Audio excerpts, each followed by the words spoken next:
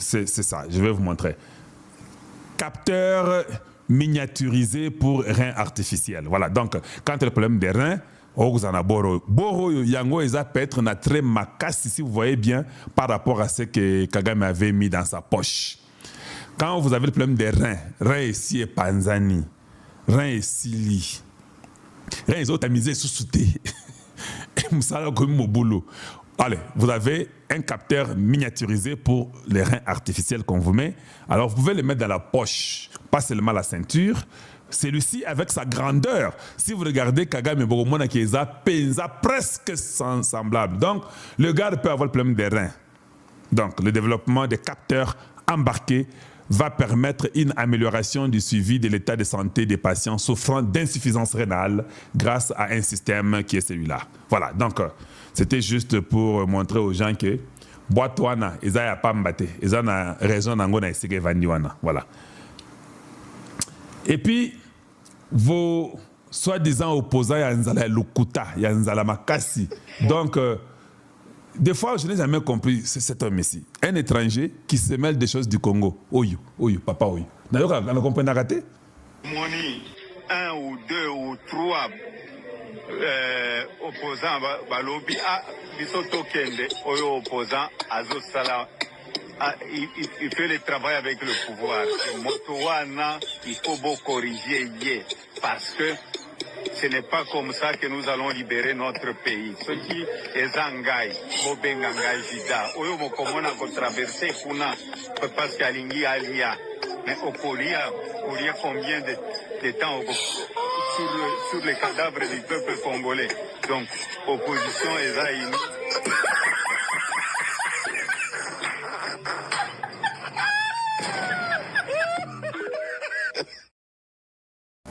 Dites-moi, est-ce que vous avez compris ce qu'il a dit?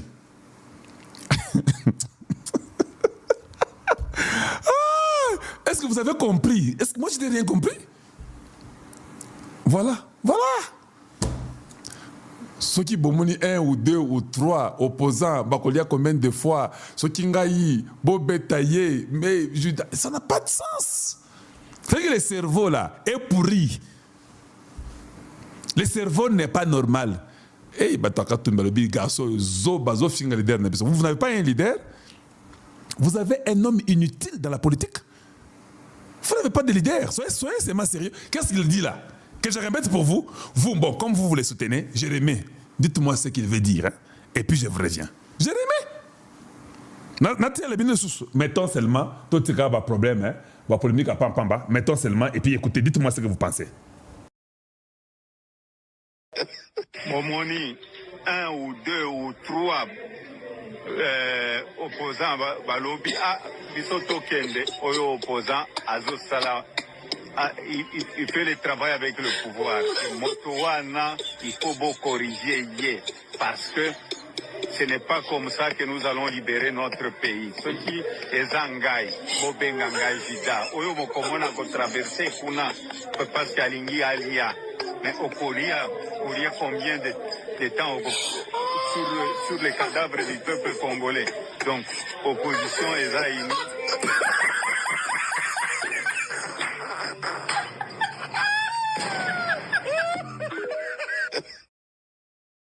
Voilà. Je ne peux rien dire d'autre. Yo saisir, hein. Je n'ai pas compris. C'est borderline. Je ne comprends rien. Ah, c'est triste. Namboga Nabiso. Triste. Makasi. Il y a un gars là-bas, dans Ituri, chez Luboya. Ce gars-là est en train de dire 150 000 $, c'est lui qui va arrêter Luboya et Jules Ngongo. Venez, on va vous donner un consort. Il parle, il est là-bas. On l'appelle comment encore le gars en question? Ceux qui tango papa, ceux qui nani. Ah, tango papa. Il a fait les bruits à Ituri partout. Je sais que les gens confondent, ils disent que non, et c'est Willy Ngoma qu'on a arrêté. Non, c'est Tango Papi qu'on a arrêté. Il faisait les bruits, les gens ne pouvaient pas vivre. Oh, il a même appelé, il a appelé les militaires congolais comment qu'est-ce qu'il a dit? Je vais voir ce qu'il avait dit sur les militaires congolais. Comment il a appelé le militaire congolais? Il a dit arrêtez le général Luboya, amenez-les vivants ou morts, ou Gilles Ngongo, mort ou vivant. Voilà maintenant, Ikonakula Moshi, même les Lumumbala et consorts qui continuent à qualifier les FARDC des faiblards. Hein. Il a dit qu'ils sont des faiblards. Et faiblards. Mais maintenant, on l'a arrêté. Mais quand on l'arrête, il commence maintenant à nous dire que non, ça ne venait pas de lui. Non, ils ont été. Ils ont un téléphone, ils ont surtout un Kati. Je vais vous dire qui m'a envoyé dire ça. Mais toi, Congolais, papa, Moukolo, à Pamba Pamba, comment tu peux dire des choses bêtes? Donc, tu crois qu'on va te laisser? C'est pas possible. Et c'est ça le grand problème que nous avons au Congo démocratique. On a beaucoup de perroquets qui racontent, qui parlent. Tango Yindi, directement, Bazongi, Bakomi Batu. Oh non, vous savez. Et puis ils sont là, donc comme des petits fous. C'est comme s'il était tétanisé ou quelque chose. Malheureusement, quand on l'arrête, il se réveille. Est-ce qu'ils vivent sur la drogue ou moi, je ne sais pas. Gilles Gongoa, le gars, suivons un peu. Papa, Bolobinini, aïe, biception de Makambo. On ne combat jamais la République. Elle gagne toujours. Non, dans papa. Naziki, on ne combat jamais la République. Elle gagne. C'est ma, elle gagne toujours. C'est ma Ndoukwama. On ne combat jamais la République. Elle gagne.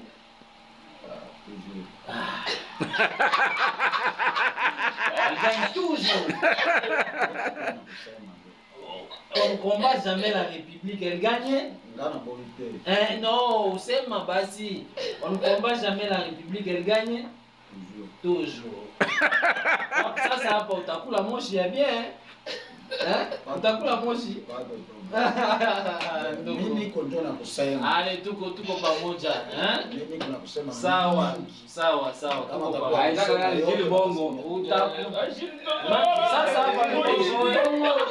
kweli. Sawa. Yombo la kaka yeba ukanga yetu. Jil, o la kaka yeba ukanga yetu. La kaka ya lobi. Ça $50,000. Sasa mimi hapa. Ile yote tutasumulia tu kama mimi nasema kama kwa nani aibisaka wapi loko? Bato yango bazawa. Alors dans le but ceux qui oboka bango ndi balo bakaboye. Ya solo. Ozana ngo 150 ango. Ezana ba biso to ka téléphone na ezali. Ezana sawa. Ezali. Bato babimi kuna nyonso mauto ya lobaka pe bokuta wana na kati. Ba nyonso batinda kayo. Bango balobaka loba boye pona Gilles Ngongo, loba boye pona boye, loba boye ezalaka ngai te ngana zalaka kaka na bashi yao. Ozana na bashi. Bashi nde wapi? Même tout ça master no déjà. Bashi c'est-à-dire on va na site de déplacer. Dese Daniel nani? Na site wapi? Ya Kigonza. On va na site à Kigonza. Donc le col a déplacé. Mozo finga no batuka. Bakonzi pa na we lokote. Bamonde batinda kayo. FARDC ozobenga bango banani? Obenga FARDC banani? Tango papa. Obenga FARDC banani? Bon voilà, tango papa yeyo tokangi bon. Yango na Salabino, on ne combat jamais la République, elle gagne toujours. C'est un message fort pour la Marounion sur Bazar, Bazo Inga Pamba, revenez à la raison. Tango papa. Bon, hakuna shida. Tuko pamoja. Sawa. Non, bakangi yo. Oye yo mogote bakangi yo papa. Ozali kokima lokola mutu ya kizibu. Hein? Okosamba. Okosamba. Vous avez entendu? Vous avez compris? Oh, j'ai tous les éléments et vous savez, je vais vous dire, on m'a envoyé les Congolais. Donc, tous les gens qui sont morts sur son dos, il oublie. Maintenant, il veut qu'on les pardonne. Tous ces voyous, les Willingoma, les Nanga, quand on va les arrêter, c'est toujours comme ça, c'est la même causerie. Il faut les pendre. Il faut les pendre. Ça sera un exemple du reste de ces gens-là. Ils vont dire, Mbogo est changé. Mais s'ils font ça, on les juge, il va en prison, après 6 ans il sort, après 4 ans il sort. Ce n'est pas un bon message qu'on peut donner. Awa na kopetela bino masolo bandeko ba congolais ndenge kaka tolobaka 6 et baluki 9. Maintenant RDC komiko dicté makambo. Tokobeta na bino masolo awa na kati ya émission okoyoka le nom ya mokonzi mboka Félix Antoine Tshisekedi Tshilombo. Balobaka na français tel père tel fils. Ndela yeko comprendre bandeko ba congolais na tanga article moko bandeko ya Jeune Afrique ba komi. Est-ce qu'une personne peut changer à l'âge de 55 ans? Et bah comment tiango par rapport à mokonzi mboka Félix Antoine Tshisekedi Tshilombo qui a passé plusieurs années à côté ya Etienne Tshisekedi. Toko solo là. Okoyokawa, le président dit non. Nanini tokobeta masolo. L'émir du Qatar abengaki William Ruto, abengi Paul Kagame. Bandeko ba Congolais abengaki Félix Antoine Tshisekedi Tshilombo. Abengaki Evariste Ndayishimiye. Abengi lisusu pe Yoweri Museveni. 2 absences. Museveni aboyi. Et Evariste Ndayishimiye a dit non. Et tokobeta masolo à comprendre pourquoi Evariste Ndayishimiye a boyaki et pourquoi Museveni peut aboyaki. Discussion ni le kanaki na ba couloir parce que il y a eu rencontre na ba couloir. Toko solo na yango na kati ya émission. Na koya biso pe na kati ya émission. Je vais lire les documents. La pression américaine envers l'émir du Qatar ou envers le Qatar et l'Union européenne. Bandeko, makambo za ko baluka. Si nous vous disons que Tshisekedi est devenu très très fort, bandeko bokondi maté. Toko solo la wana kati ya émission bandeko. La pression envers l'Union européenne et le Qatar. Et le Qatar bandeko ba solo lina mokonzi mais mokonzi alobi non. Toko solo appelle sous na kati ya émission, ça chauffe en ce moment. Bandeko tension chez les M23 AFC. Milelo na milelo na niveau ya Uvira. Baleli en désordre. Toko beta pe masolo ya mulenge. Place nini ba touti o ba utaka 1959 o ba yaka na République démocratique du Congo bandeko ba congolais ba marché pour nini parce que en ce moment bloqué na kobeto le solo ya encerclement. Il y a armée burundaise ainsi que le FARDC, ainsi la récupération de plusieurs villages. Awa toko beta na bino masolo na niveau ya Mbwe. Toko beta masolo wana awa na kati ya émission. Toko solo là pourquoi le président Tshisekedi est parti en ce moment na niveau ya Brésil. Parce que tant outaki Qatar mbalama ko mokozambo kaza en ce moment na Brésil. Mais pourquoi? Parce que awa toyebi que le président Tshisekedi avant kende na Brésil ezaki d'abord Guy Kabongo Mwadjavita, le ministre de la Défense. Il y a République démocratique du Congo qui avec une délégation bandeko ba congolais. Et awa to tangela kibino mandeko le pourquoi les ministres il y a défense à Kendaki na niveau ya États-Unis d'Amérique. Nanga koloba na Brésil. Et awa mokozamboka yimo ke ko sikisa makambo. Sachez-le bien bandeko balobaka. Le discours politique ne sont pas des réalités politiques. Awa bandeko ba congolais, l'option militaire est déjà mise en application. Alors bandeko, comme d'habitude, pour permettre à Salabino demande on a Salabino chaque jour, c'est aimer mon émission et ainsi partager les liens de sorte que les Congolais aussi de partout bakomanako mona bakomanako soutenir Moussala Tozali Kosala. Voilà. Kagame est au bout en ce moment. Vous pouvez même voir photo na yetan wa kendaki na Qatar. Babambi kamo eloko munene awa na libumu na ye. Tala eloko munene bachela libumu na ye. C'est comme si Kagame est en train de marcher vraiment avec Naba sonde. Vous voyez que le message a un cancer. O azalaka nango. O ba opéra et malombala. Bien qu'il avait refusé, Kagame aboyaki kokende. Bande ko ba congolais, Kagame aboyaki kokende na Paris, mais na Qatar akei. Vous savez pourquoi Kagame a na Qatar? C'est parce qu'il y a une ultimatum.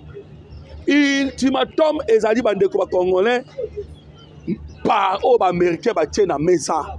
Les Américains balobi déjà que la date limite est le 13. Et pourquoi les États-Unis d'Amérique à cette date limite il y a le 13? Bande de Congolais, c'est parce que il y a un jeu, il y a une stratégie. Oh, Kozamboka, Félix Antoine Tshisekedi Tshilombo a tient na mesa. La stratégie est que le président Tshisekedi en colère avait bloqué la Chine, a bloqué la Chine et a perçu ce qu'on passe à l'Américain. Pour que les Américains comprennent que nous avons besoin de la paix. Les États-Unis d'Amérique viennent de reconnaître ce que le président Tshisekedi a salaki. Voilà pourquoi les Américains ont dit que mois de novembre ou rien. Lobby une délégation. Il y a des Américains et il y a qui Kobakisama. Et l'ongona ou ezalaki. Parce que comme on a émir ya Qatar face à face, babetane masolo pour na ko memelaye makamu o etali la paix na est ya République démocratique du Congo. Et vous savez les jeux ou le rôle obscur au Qatar a joué na niveau ya est ya RDC. Bande ko ba congolais Qatar, il faut que yebake masolo ebetami na niveau ya Qatar. O bomona ki même Kenya yaki, o bomona ki Rwanda yaki, masolo ebetama ki wana objectif nango mobimbe ezalaki nini? Ezalaki l'insécurité au batie na niveau ya est ya République démocratique du Congo ainsi que na Soudan. Voilà l'objectif ya masolo o ebetamaki. Et bandeko na kati ya masolo o ebetamaki wana. Pourquoi Kenya yaki? Parce que Kenya bandeko ba congolais. Yende azali na kati ya makambo etali l'installateur oyo achaka ba administration parallèle. Soko moni administration parallèle oyo etami na Soudan du Sud, c'est le Kenya. L'administration parallèle oyo etami oyo monaki l'AFC et botamaki wapi ya bananga et botamaki na niveau ya Kenya. Pourquoi? Parce que Kenya nde muto achaka ba administration parallèle pour nous permettre le minerai est passé par Kenya. Minerai où tu as un niveau de Darfour, bande qu'on a Soudan et qui t'a par Kenya. La rébellion on a pas copié. Maintenant il faut une administration. Et l'administration objectif nango ezali nini? Pour que le minerai est kende et passé et quitter Kenya et comme il le faut. Parce que les rebelles ce que tikeli bango moko ka bongo sans l'administration minerai au Kété. Et Oazali au centre de tout, Oa Finansaka, Oa Pesaka tout, et en Qatar. Dernièrement, Awa Soudan, où t'as ko kitisa, ko beta avion mobimba, yabayi Arabie Saoudite, Qatar, bande ko bangono surtout tout le monde a to bengaka monde arabe. Ils sont dans ce complot-là. Et l'objectif de Bango, c'est or. Voilà pourquoi Kenya s'est présenté aquí. William Ruto est mort à Kiwana. Mais il est le cani. Grand dossier ici, le rétablissement de l'autorité de l'État sur toute l'étendue du territoire national. Comment rétablir l'autorité de l'État? Et Bandeko, savez que notre pays est qui sous tutelle. Il y a Kenya. Les États-Unis d'Amérique, pour qu'ils traiter dans la République démocratique du Congo, ils devaient passer par le Kenya. Et bah se tromper l'époque. Et pour nous, on va organiser RDSA Kala. Rétablissement de l'autorité de l'État. Bazolo Baké, non. Ils sont d'accord, mais Tshisekedi doit signer son départ. Tout ça, pourquoi Tshisekedi doit signer son départ? Parce qu'il y a un élément très important. Oyo, Mokonzamboka a dit non. Il s'agit de quoi? À renoncer à la bataille, il y a génocide congolais. Dans la place de Komakiangwana, sous pression des États-Unis d'Amérique, les Français bandimaki. Bandeko, il faut d'abord savoir que Mokonzamboka tanga komaki na Paris. Bakutana kina Emmanuel Macron, basolo na Emmanuel Macron pendant 1h30. Masolo Sili. Il y avait des demandes au Emmanuel Macron à Pessa Alobaki. Mais le coup, la moutounion sont tout comme un musicien. Bah répondre à Kaka na loyembo. Musiciens sont tout liés à répondre à loyembo. Sont tout liés pasteur à répondre à la prédication. Politiciens personnes qui ont tout lié à répondre yo bandeko à répondre yo. Nanini la communication. Le président Tshisekedi est allé répondre à Emmanuel Macron dans le niveau de l'Égypte. Il faut savoir Congolais. Ah bien non, Macron, parce que Paul Kagame est en train de viser 3 choses. Dans 3 choses où Paul Kagame a visé, a visé à scinder le pays, à balkaniser le pays, ou bien à annexer le pays sur la République démocratique du Congo, parti Kivu et pas Rwanda. C'était une réponse au Mokonzambo Kapesa qui et pas Emmanuel Macron. Et les lignes ont changé. Voilà pourquoi les gens qui awa ba bengi ya kana no Qatar. Na Qatar kuna ba ke kondima. Pour que ba pesa biso pema avec des conditions nini Tolanda, bah oui, il a bisoté donc. Tous les 15 millions de morts, tout a pembé. Nos 500 000 femmes violées, tout a pembé. Et le président Tshisekedi a dit non. Il y a quelqu'un qui répond. Qu'il a répondu à la tribune de Bango. Parce que Mokonzamboka, en ce moment, a commis Kolobaka la vérité en face. Tant qu'on a un discours à Yebisi Bango, awawa, justice sociale indé. Sans la justice sociale, pas possible. Ça, c'était ça la réponse. Oh, le Mokoza pesa qui n'a pas eu Qatar. C'est ainsi que Bomoni Makambo Telemika Bongo. Makambo na do wa malamoko do wa ilali. Oh, ok. Do wa wana cette fois-ci. Qatar na France, bako lukandere nini, va fournir les efforts possibles. Pas qui ma moto. Il y a des Américains. Parce que moi, les Américains, ils ont ya. Ah, aussi, République démocratique du Congo, il y a beaucoup à rétablir l'autorité de l'État dans la partie est de Yemoko. Voilà pourquoi lobby Oyokaki, Union européenne a bimi dans ça. Oh non, nous voulons les cesser les faits. Que les cesser les faits puissent continuer.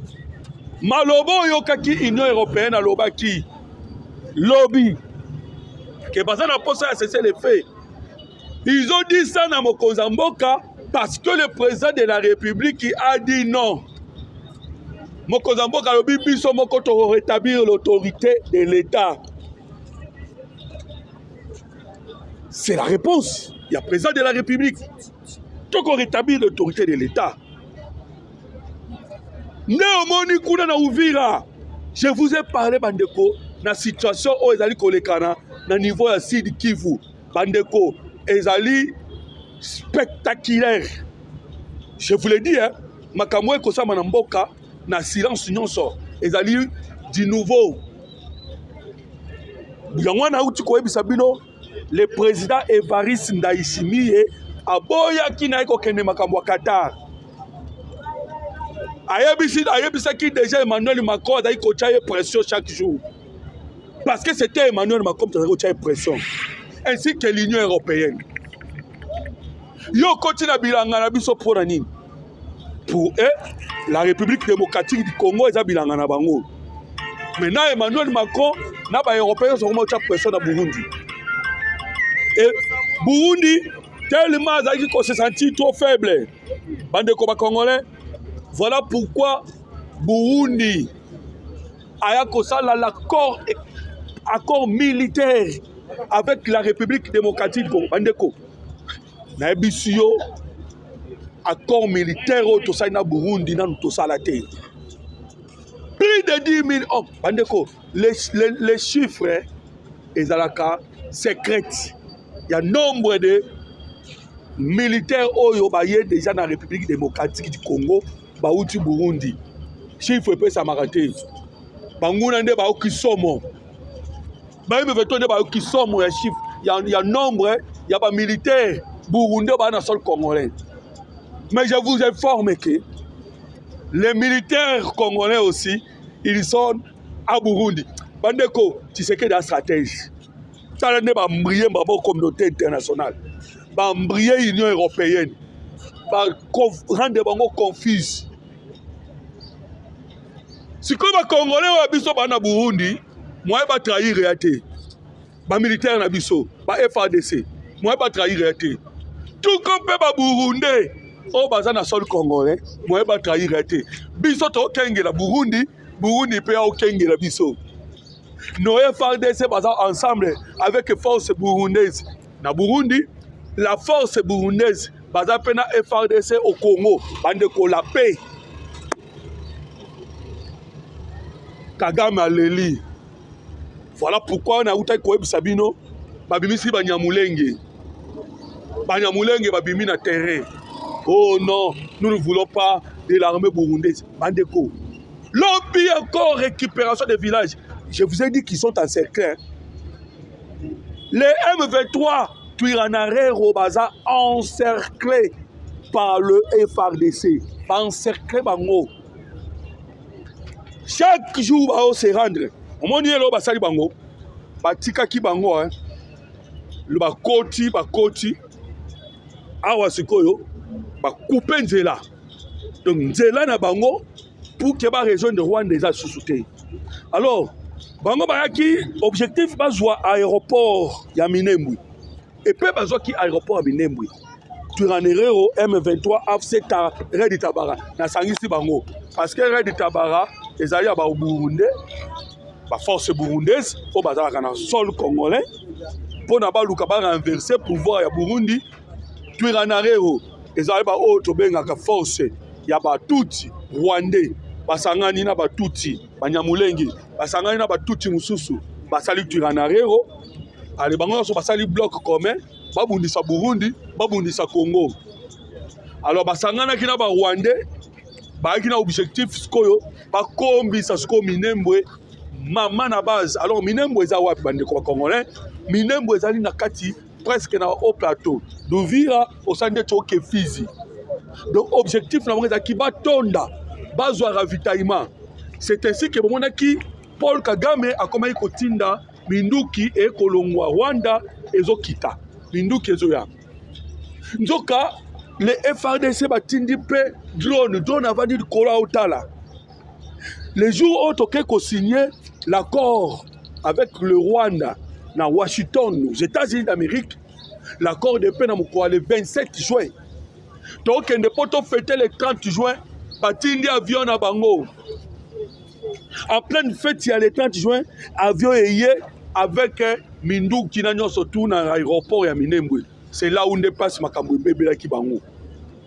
La force aérienne de la République démocratique du Congo a bêta avion na bango wana et ils allaient clouer.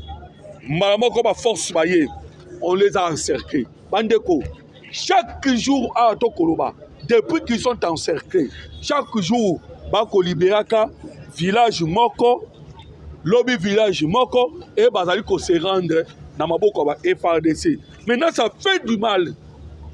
Douleur ezali en ce moment.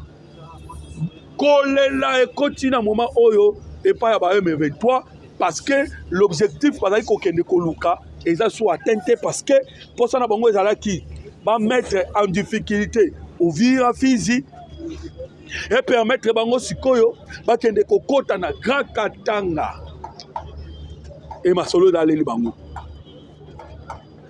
Alors comprenez déjà que le pourquoi Tshisekedi a dit non. Tshisekedi a dit non. AEBC Emir ya Qatar. AEBC ba américain ba français. AEBC ba européen. Non. Bandeko, non wana AEBC. Il est M23 mais il faut savoir tout ba M23. Mais ba kolo rebelle za banani. Mindu ki wana bazwaka utwaka wapi. Voilà la question batunaka. Mais c'est Antonio Guterres. Tout provient des armes que possède le M23. Mais pourquoi le baga quelque part? Parce que Kogaï Kolobate ke outi na Qatar. Parce que Kogaï Kolobate ke outi na France. Antonio Guterres n'a pas eu le courage. Mais moi j'ai eu le courage pour vous dire que nous qui va M23 va Oundaka. Mbongo soutient et outaka Qatar et outaka France et outaka en Europe et ça clair. Les yeux de Gassabo. Rwanda na honte. Mais ça va Qatari. Tant que ça la or wana kendaka wapi. Or wana basala kendaka wapi. Ya usine de ya Gassabo. Et kendaka wapi. Alors tu sais que Dieu les a répondu. Pas de quoi. Il se trompe l'époque. Ba Américain ba lobi na bango boye. Tant wana ko ba Trump. Trump na Tshisekedi ba ko bebisa makambo tu. Ba bebisi bango likambo ko yiba minere esili. Likambo ya koya kozwa minere na nzela ya guerre esili. Bo solo la état na état. Eza likambo ba état, eza likambo teke na ina sima na bengi groupe armé na solo libo ya leto keto pied. Tant pa bisi bango état. Tant pa bisi bango biso to solo na République démocratique du Congo. Bino pe bokende ko solo la na République démocratique du Congo. Bokende ko solo la état. Botika mamwasima oh rébellion. C'est là depuis. Voilà des troubles. Troubles bazu yangwana. Et espoir na bango yangwana. Le 13 pezoya. Dernière date. Oba merke balobi. Massad Boulos a ebisi bango ke Trump a ebisi ngai ke sukango. Bandeko, oyebi ke Trump lobi susu uti koloba. Que oh non pona ye guerre sili. Et ça ba congolais mususu ba benga nga ba tuninga mais pour ani Trump a koloba guerre sili. Mais bango ne ba kolo guerre. Trump tanga lobi ke guerre sili cela veut dire que tozali kozwa biso nyonso tout minéraux na nzela guerre. Biso ba américain to lobi to tiki. Oyebi ke Amérique Donald Trump kaka sanctionnaki ayebisa ki américain nyonso akoya kozomba minéraux ya RDC.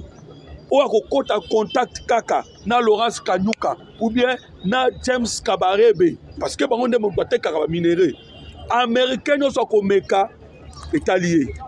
Il sera arrêté aux États-Unis d'Amérique. Donc Trump a yebisi bango ke ngai moko na États-Unis d'Amérique to babi sonde ba premier miyibi to zaki ko yiba na nzela ya Rwanda to tiki bino pe bolanda. Mais le coup le boyebi ke eza ba français ba européen mutu ba tekaka moto moyindo et pas ba américain. Ba américain te mutu asomaka ba esclave. Ce sont les européens. Bango nde mutu ba tindami kaka. Ba tindami. Awa to koloba baza déjà prêt ba lukata bandima ndeli ba lingi ko ba sauver Kagame. Ba lingi ba sauver Kagame Tshisekedi a dit jamais. Le président Tshisekedi a dit non. Oyo nyonso aboma, oyo nyonso akometa ba atrocité na est ya RDC a cause la poursuivi. Nyango na bakomi na kanda. Lobi na yo kolanda un député belge na Union européenne. Ote tolo baka Rwanda. mais ils ont des 50-50. Dans la Congolais, dans la bouta, la binomoko. Par contre, le conflit à biso 50-50, c'est-à-dire RDC prend 50% à faute, Rwanda prend 50% à faute. Mais vous vous trompez les époques. Bozomiko, ça va époque. Awa, époque, à l'élo, ils ont jeté. Yébaka, à chaque fois, cesser les faits. Cesser les faits, vous le savez. Mais quand il a cessé les faits, vous voyez ce qui est en train de se faire. Le commandant de la 3e zone militaire, Pacifique Massouzou, interpellé. Naba Adjoinaï, interpellé. C'est pour vous dire que ma j'ai zaté. Ah, ouais, donc, on va checker ma téléphone dans le lobby. Batala, ma conversation. Bande comme Congolais, ma information est belée d'Atozui. Par rapport à Yandenge, bah, checker, bah, tu monaï. Toko spéculer, mais toko la bino na ba émission koya. Toko ça bino ba détail. Mais on vous dit que Christa Chiwewe pe bande ka bongo. Na ba Yanf, na ba Tumba Bwamunda, e banda ka boy. Ote, ba checker ba téléphone, ba checker. Parce que problème il y a Pacifique Massouzou. Ezali likambu ya Ndimbira. Vile kwa ya kapamba te, bande ko les Rwandais attendent makasi mketa ko na République démocratique du Congo. Minuki oba pesi bango ezako uta na Ukraine. Biden ava longwa po bazo goma na Bukavu. Biden ava longwa azwa mbongo atika po ba corrompre ba officier. Mboke ko ya rapa pamba bongo te. Dans mboka le kwa Ndimbira bandeko ozui na mama ya izini ya or oza pembeni tanguiza meaning oyo yokaki Sukhoi drone betaki pe tumbaki na ba installation nyonso. Vous pensez que mboka o etoni na or et koko ya ka pamba bongo ça qui est complicité zalate. Alors ba hauteur ya oyo basalaki ke tanguiza est tombé utoloba Ndimbira mboka Ndimbira est tombé par qui au bar Barosamba. Tous les officiers au nom de kuna Barosamba. Alors, ndenge na lobi ke na doa masole zaki si rétablissement de l'autorité de l'État sur toute l'étendue du territoire national pour la République démocratique du Congo. Toyebisi ba M23 boye. Bon respecter les PDD RCS, c'est-à-dire bon déposer Munduki, bon kende cantonnement. Un point, un trait. Voilà pourquoi je vous ai dit, si c'est que dans le lobby, non. Et tali siko et comme tout na bango, et comme il faut occuper bango. Bakotika Munduki, to bakotika Munduki te. Alors, ceux qui va batika Munduki te. C'est que Paul Kagame a tué Moutou Makasi. Bandeko, je vous l'ai dit, on a félicité Bandeko Nabiso, il y a France, Bandeko Nabiso à Belgique, parce que le lobby bon marché qui est belé. En tout cas, que Dieu vous bénisse. Et belé pour la Narabiso Awa, Nation Nabiso en direct. En tout cas, nous vous remercions de bon marché qui. Awa détermination Zali, toko saboter ba millions de mortés. Ndenge Europe a kosenga. Déjà, mon Konzambo quand même au Ranabiso. Alors, nous tous ensemble, tous les bateaux à Koufi, toko saboté, bangote, jusqu'à ce que célébration, il y a génocide congolais. Ben d'accord. L'importance, c'est de célébrer le génocide congolais. Pourquoi l'Europe pas au Koboya? Pourquoi la Belgique pas au Koboya? Bisoto soit reconnaissance à génocide congolais. C'est parce que Belgique au Komona. Nathan à Léopold D. Baboma de 1 million. Le nom bazongelité, va multiplier fois combien? Fois 15. Baboma 1 million. Tobeta Kara, justice exacte. Bango bandimi kara na ba papier. Ba wei ba koko na bisoto. Lela bango te. Tosora na bango te. Mba mususu. Entre ngana yo koko na biso. Aza parmi ba koko oyo ba kata maboko. Parmi ba koko oyo ba beuma. Lelo yo sikoyo. Et les caca à bongo. Mais cette fois-ci, tu sais qu'il y a non. Mais nous, pourquoi? Il faut reconnaître le génocide de la République démocratique du Congo. Ils n'auront plus les moyens ya koya kosala biso sous guerre. Voilà pourquoi Tshisekedi alobaki ke pe ya mbala oyo tokozwa pe ya pawa pamba te ekosenga ke tozwa pe oyo ekozala pe moko historique. Alors nautaki koyebisa na bino ke le ministre ya défense Guy Kabongo mois janvier akendaki na délégation mobimba baofficier bazalaki na d'autres ministres na niveau ya Brésil et Brésil yango lelo ndeye moko mokoza mboka accueilli. Alors c'est pour dire que il y a d'autres accords oyo esengamaka esigname esengaka kaka ye moko mokoza mboka azala. Oyebi ke bapoliticien ndenge ezalaka soki baolo balika mosusu bien sûr bakemaka makopa, mais il faut savoir que tout a été calculé bandeko ba congolais pour que makamuno surtout et akosama ndenge esengeli. Awa tozali ko question na otobengi nini la récupération ya ba territoire nyonso ya République démocratique du Congo. Alors pour récupérer ba territoire nyonso il faut être fort déjà. Voilà pourquoi République démocratique du Congo et le baki même en France et puis ça qui États-Unis d'Amérique et puis ça qui Chine partenaire privilégié à kozalate. Donc pour na biso koya ko bisa biso te ko ngai nazali partenaire privilégié. Pas question. Biso to solola na mututu. Voilà pourquoi cette fois-ci tokena ko solola na Brésil. Et kuna tozu minduki. To obtenir la formation de nos FRDC, d'obtenir collaboration militaire et le monde à Bango. Alors, comprenez déjà que le quoi d'obtenir dans ce wana, cela veut dire que la guerre Tokobunda et le monde à Bango partout à Tokobeta Masolo, bande de Congolais. Donc, Kagame se prépare. Toi, tu es sur un coma. Po boro ebimie awawa na basondo atambwa nango to ebite to ndima teke akoka kosa subitumba da ye moko talobaki ke azanga na mabulu na ye kwa kenda kobatama. Alors nous sommes sûrs que akobatama na mabulu na ye wana awa biso to ko cédete la bataille to ko kenango malembe ti na suka ya esanga matondo mingi na bino parce que bozala ki tellement ebele bozali kolanda biso en direct na chaîne Nabiso. Notre numéro de téléphone c'est le plus 243 89 40 330 80 plus 243 89 40 330 80. Aimez l'émission et partagez. Que Dieu vous bénisse.